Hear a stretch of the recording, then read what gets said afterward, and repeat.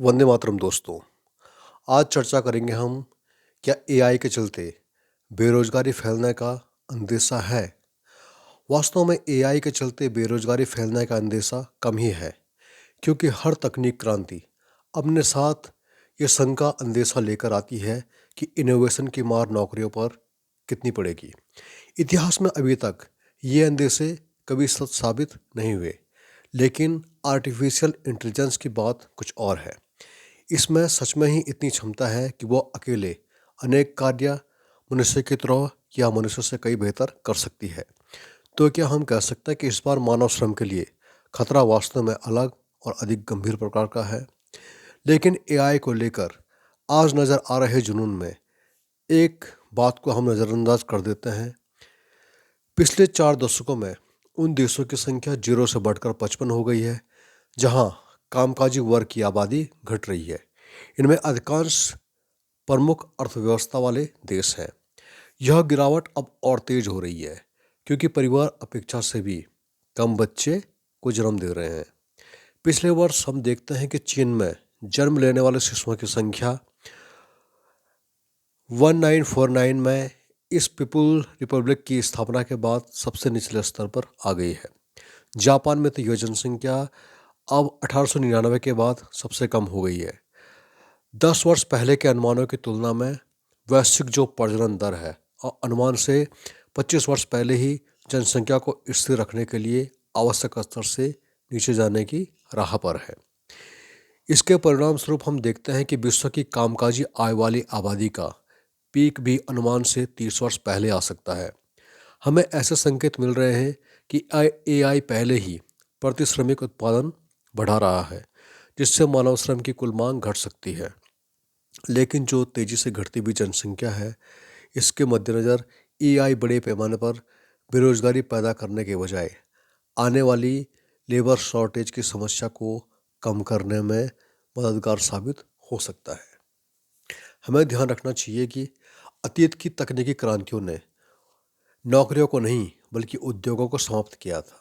जैसा हम एग्जाम्पल्स के रूप में कह सकते हैं, 19वीं सदी में जब मशीनों का उदय हुआ तो श्रमिकों को खेतों से कारखाने की ओर मशीनें ले गई। जब तकनीकी के विकास से श्रमिकों को कारखानों से सेवा क्षेत्र की ओर तकनीकी ले गई।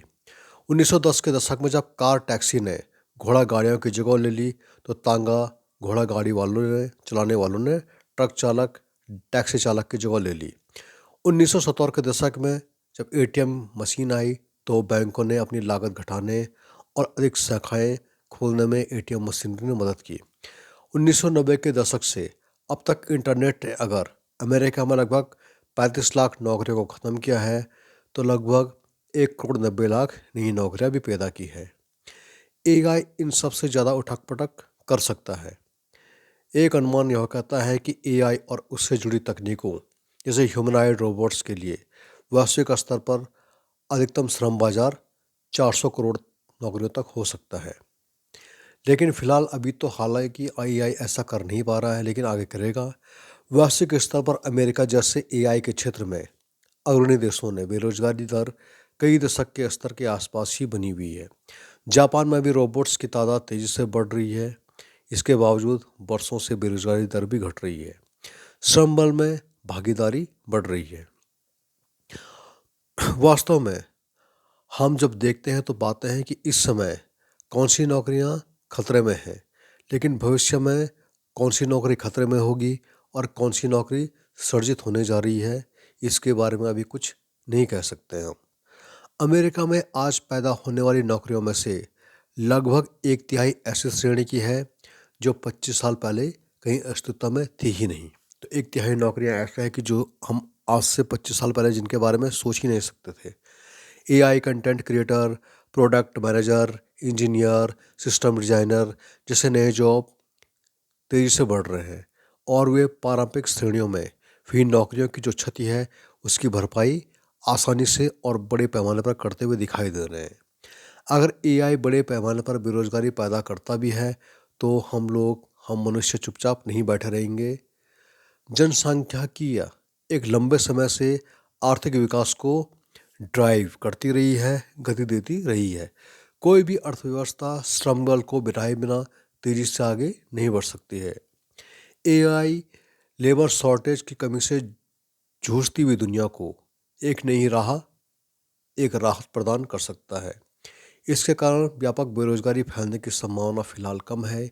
एआई के दौर में भी मनुष्य महत्वपूर्ण बने रहेंगे, कामगार के रूप में भी, आर्थिक शक्ति के रूप में भी, राजनीतिक शक्ति के रूप में भी। ये जो लेख है ये दैनिक समाचार पत्र दैनिक भास्कर में छपा हुआ था और जिसे तैयार किया था रुचिर शर्मा ने, जो कि global investor best selling writer हैं। वंदे मातरम दोस्तों।